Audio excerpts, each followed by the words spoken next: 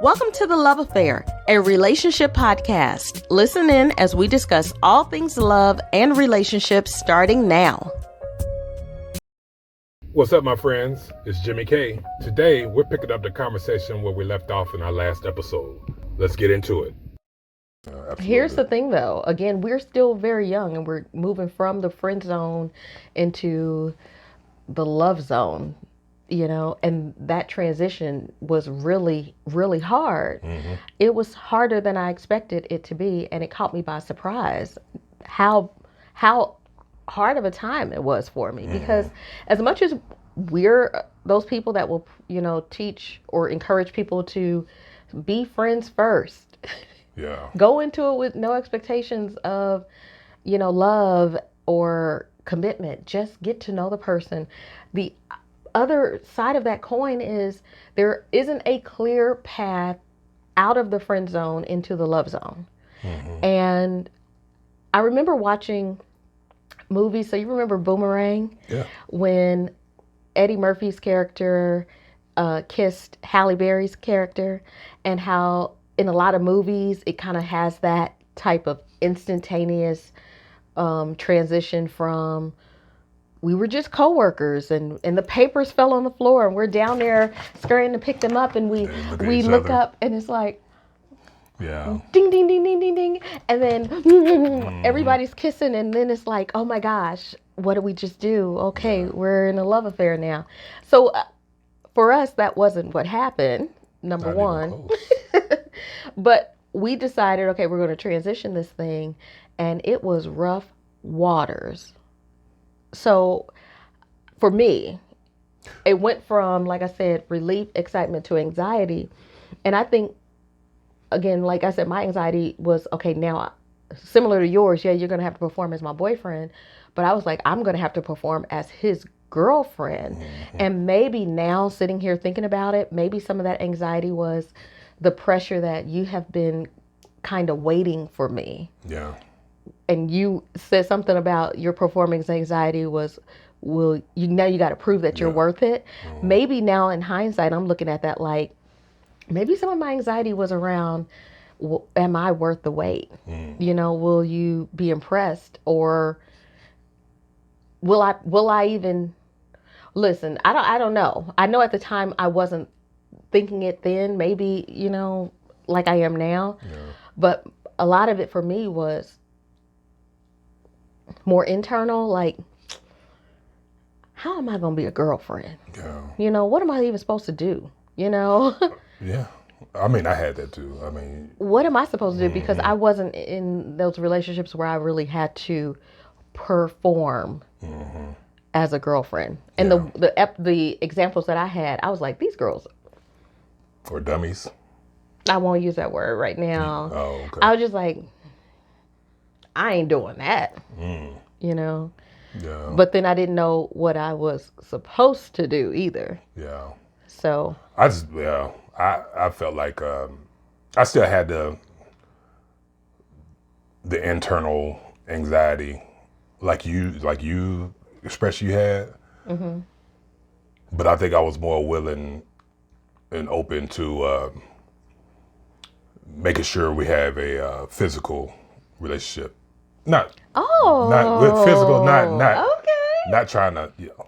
We'll go there if you wanted to go there. That's what my mindset at the time. Okay. But like, I'm just talking about like just touching each other, holding hands, hugging, kissing. Mm-hmm. Like I was pretty upfront about that. Like, you know, come on, hold my hand, or, you know, give me a hug, or, you know. Yes. Asking for kisses and yes. stuff. Yeah. Mm-hmm. Okay, so I do remember that being a huge hurdle. Yeah. I honestly, truly don't think we ever got over it. And I think it was me that held us back. Yeah. Yeah. You won't rewind that. What? You never got over it because I was trying to, you know, get you. Yeah. It was me. I want to taste your lips. Oh. I was trying to, you know what I mean? So, but yeah. Listen, you've been doing those kettlebell workouts and I can feel the difference. And so if I keep rubbing on you, it's because I can feel. You can keep rubbing. I like it. It's okay. I like it. I won't stop you. Thank you. Mm-hmm. Okay, so here's the thing though. I remember, after that conversation, some kind of way we decided we were going to start hanging out in this new lane, right? And I remember thinking about how I needed to dress and how I needed to look and how I needed to act. I remember there were some pressures coming up from somewhere. Whereas before, we hung out as friends before. Yeah. If we were going to the movies or we were walking around Crown Center, wherever, right?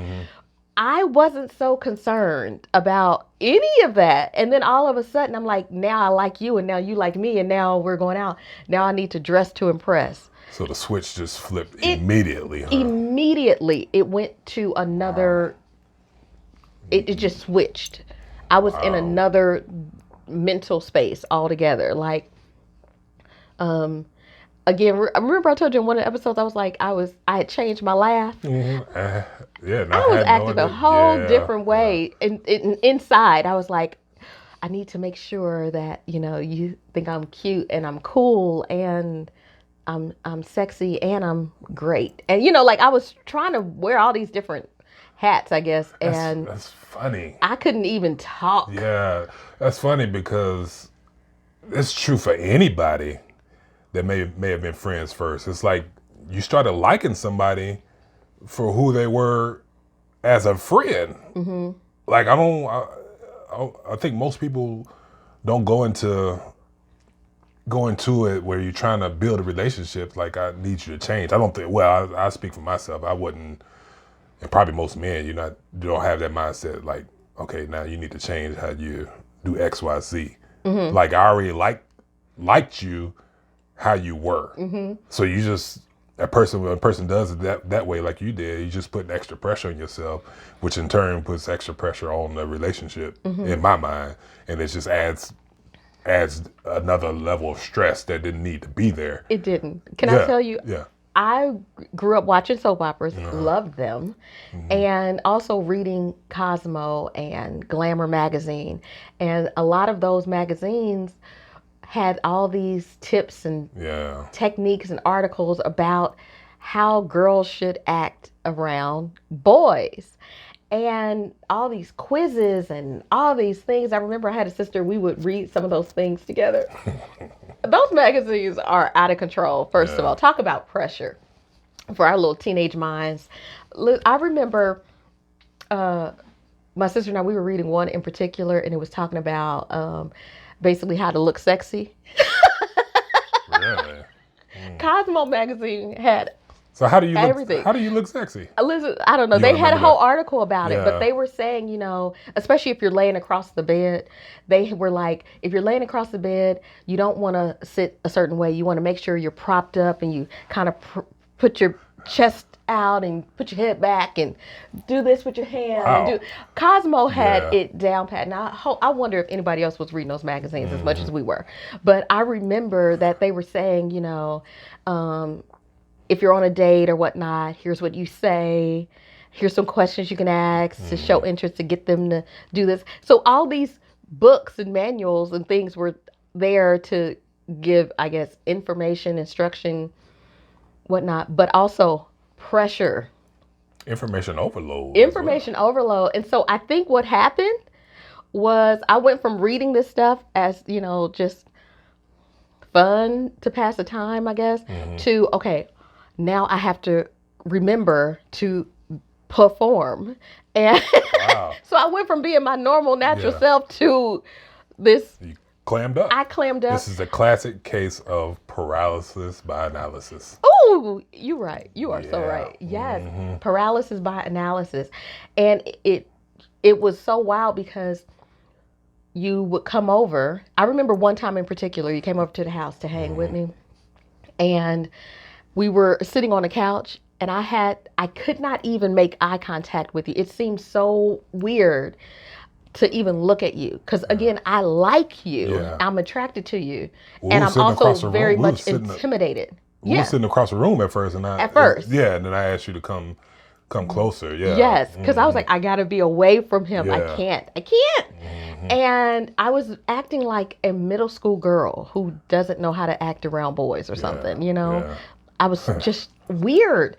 And I remember you said, come over here and sit. And I remember I came to sit next to you. We're at my house. I should be comfortable in my own home. I wasn't even comfortable in my own skin. Wow. So I'm sitting next to you and I can't even look at you.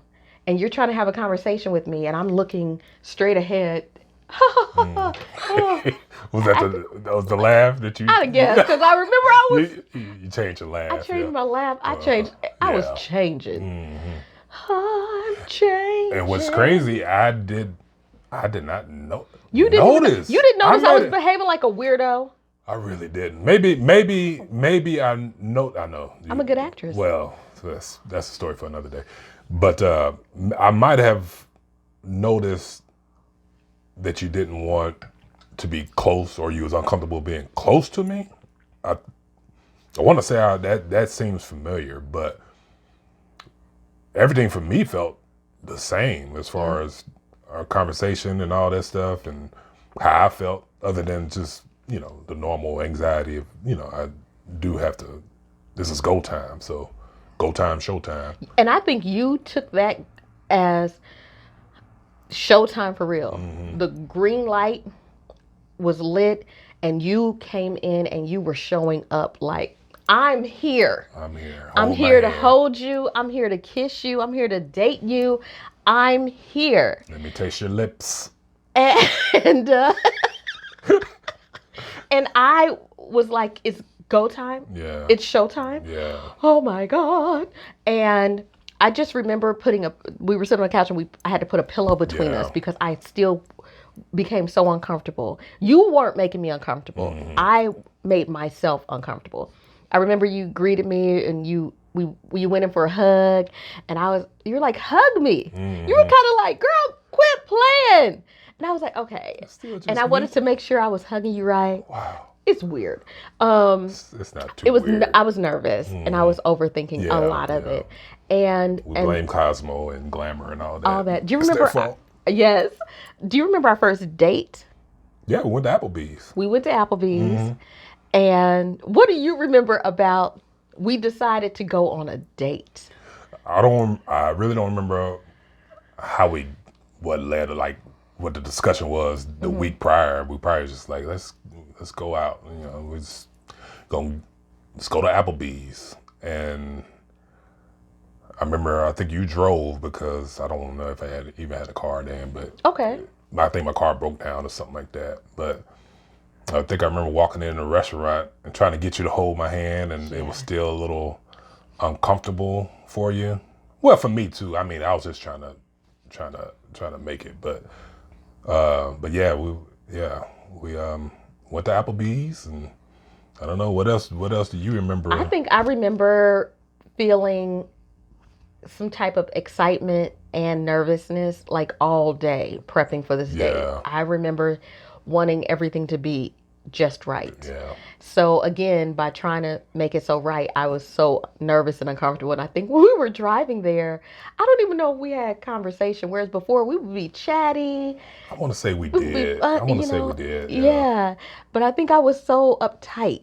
I couldn't hold your hand. And I remember when we were eating, I could not even eat my food. I was so self-conscious about, oh my gosh, how am I going to eat in front of him? I was outside of myself. Right. No, say that again. I was you're outside of because myself. you're such a confident person. You're sure. You're pretty sure of yourself, and you still displayed that despite what you were feeling on the inside. Because I had no clue. Mm-hmm. You know what I mean? But yeah, that really is outside of yourself. Honestly, and I mean that as a compliment. Okay. I don't know. Thank Can you take it as a compliment? I don't know. I'll take it. Yeah. Thank you.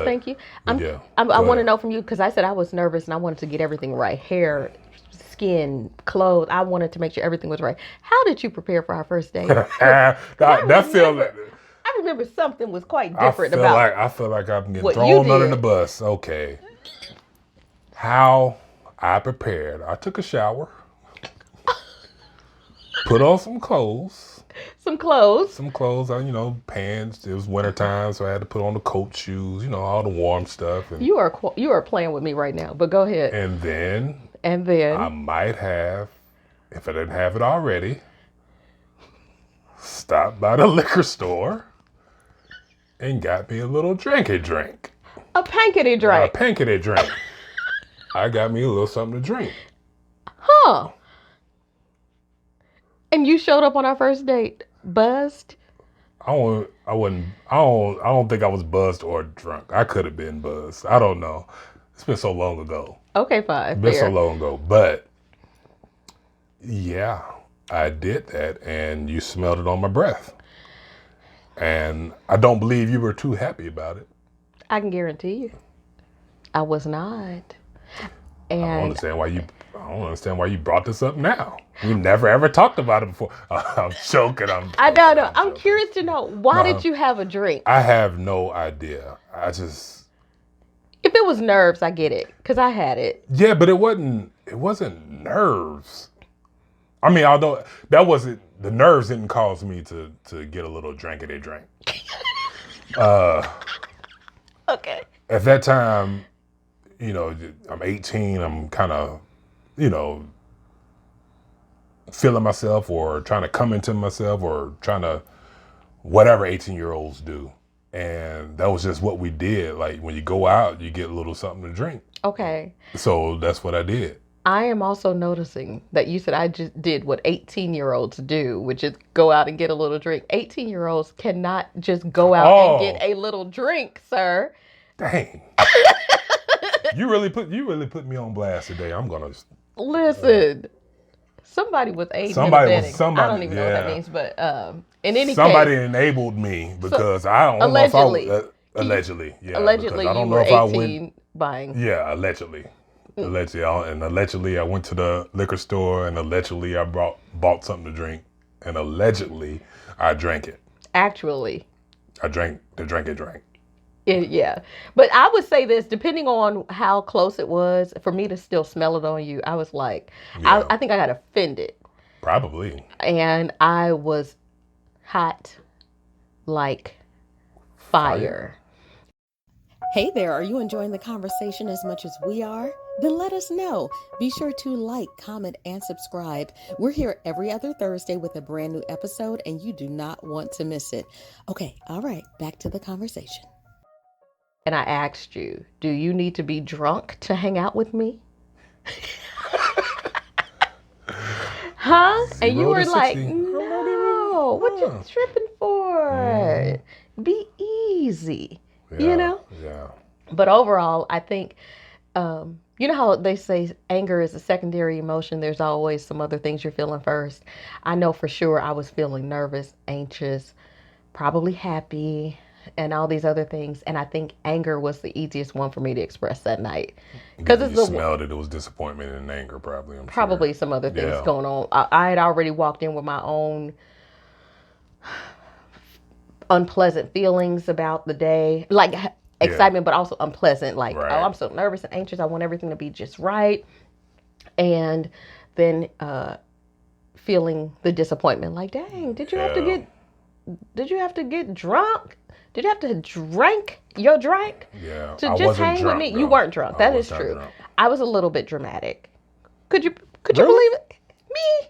Not you. Okay. So I made it I think I made it a bigger thing than it really had to have been. But I think also, like I said, I think I needed to have some kind of outlet to get these emotions out, and I used anger as my preferred vehicle of choice. Right. I don't think it was an overreaction because this was like at the start of my bad boy phase. Thank you. So I don't even think I told you or we even talked about me trying a little alcohol every now and then. I don't think. I like how you use that. Me trying it every now and again. Yeah. All I know was this. You were my choir boy. Yeah. You were my good guy choir boy. And so I didn't think that you were out doing anything that the devil would have people do. Just tease it. No, seriously, I was like, okay, Jim is good, man. And I like good meant pure, And so when you started hanging out with people who were less than good, less than pure, I got concerned. And I would agree with you. I think it started you on a path that I was uncomfortable with. I didn't stay on that path. You didn't. But that was the start. But that was the start of the down. 18, independence. You're making your own money. You're finding ways to enjoy that freedom, Yeah. and most people do it. You know what I mean? Most people go out and experience all the things that they weren't able to experience before. So, all that being said, we had a little bit of a tiff on our first date. A little bit. Just a smidge. It didn't stop the show though. But I can't remember when exactly that was, because remember I told you I liked you in December before Christmas. So fast forward, we're now hanging out and we're talking and we're dating, and you know, it's that month of, I would say at least January was a little bit odd. You know, We was rubbing each other raw. I think yeah, we were rubbing up against each other for just that quick. It happened really just that quick. Do you remember that? I think I called you and we were talking about our plans for Valentine's Day, and vaguely. And I think I asked you, what did you have planned? Because remember going back a couple moments ago, you were talking about if you're going to be my boyfriend, then that means you have to perform. You have to remember and plan around important dates. You have to buy gifts. You have to do all this stuff, that, and the other. And I remember around Christmas, we had a similar conversation about, okay, we're going to be boyfriend and girlfriend now, so we need to buy each other gifts. And we had a conversation about, okay, here's what I want you to buy for me, and you know, here's what you want me to buy for you. Okay, so we're going to exchange gifts. Okay. Yeah, we did that. Going into Valentine's Day, I'm like, what do you have planned for me? And you want me to answer that? Oh, okay. Oh, I didn't know if you. I mean, go ahead. That's how I approached it. Was, what did you have planned for us? I failed that test miserably because I didn't have anything planned. So, again, that was strike two against me from the Applebee's and having a drink. And now a couple days later, we talk about Valentine's Day, and it's like, I have nothing. Yeah. And I think we got into it again, I'm sure, right? That was, yeah, we did. Was that? That was the day we stopped it all. I will tell you that I don't know. I know for sure I was not just disappointed, but I think I went in a little bit like... You probably did. You know, why don't you have something planned for Valentine's Day? And, you know, you need to do this. You should be on top of your game. And this is what it is. And this is how it should be. And da-da-da-da-da-da. Yeah. And the thing is, I think we were in January talking about February. So you had time. We had time. We had time to just start having the conversation, because we had a conversation around Christmas. What's our approach to it? But some kind of way for Valentine's Day, I just thought women don't have to do anything. It is literally on the man to plan this day and plan it well. And that goes back to my point at the beginning of this is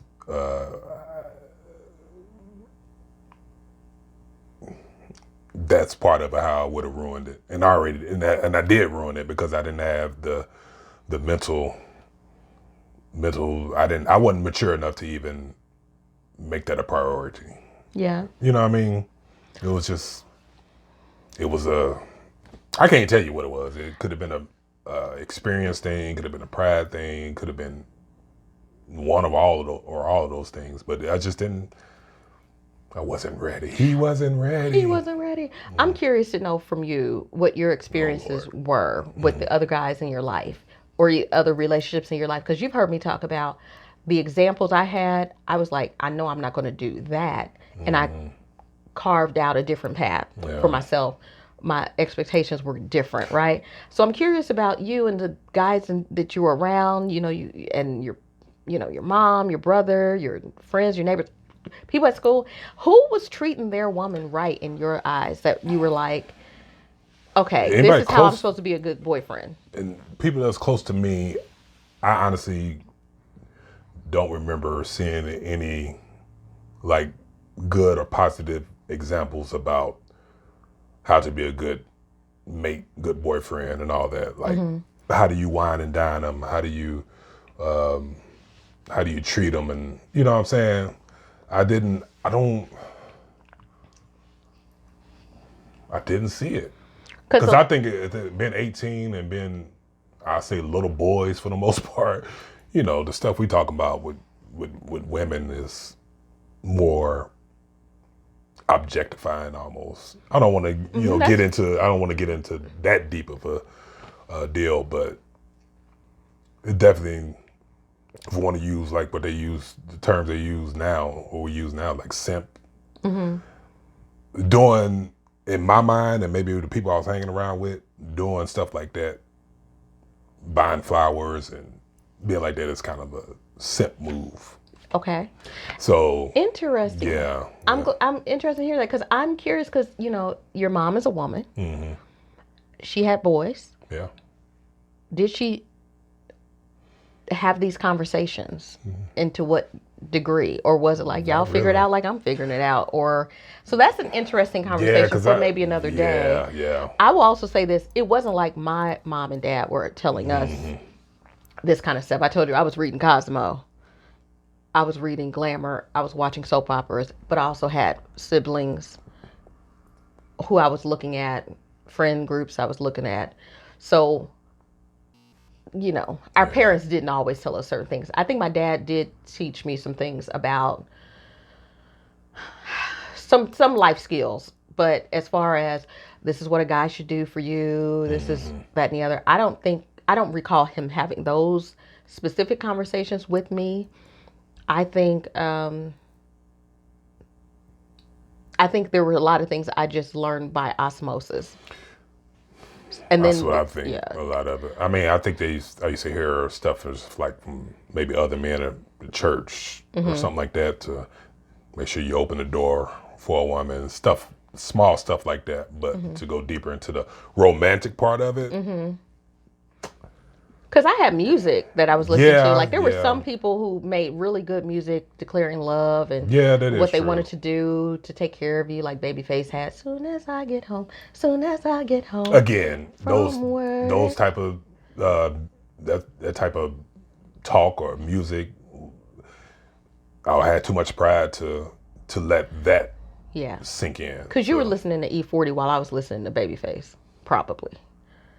Hurricane, but you can call me Slurricane. You were somewhere else. Slurricane. Listen, you were somewhere else getting your information. I sure was. We were ill-equipped, okay? And that's... Yes, that's what I said at the beginning. That is what you said at the beginning. We were ill-equipped. Yeah. I will also say that in that conversation, so much came out, not just my frustration about Valentine's Day. I think I went off the deep end. You? No. I did, because I remember I was like, at some point you told me you were smoking. What? Listen, I'm putting all your business out here. I'm out of here. I'm out of here. Stop. No, listen, because I'm going back to kind of what was going on. You were hanging out with some people. And they had an influence, and you were just loving it. You were like, I'm out here in these streets being just as roguish as I can be. And so I think you casually mentioned that you were smoking, and I think that set me off. I was like, you're smoking? Yeah.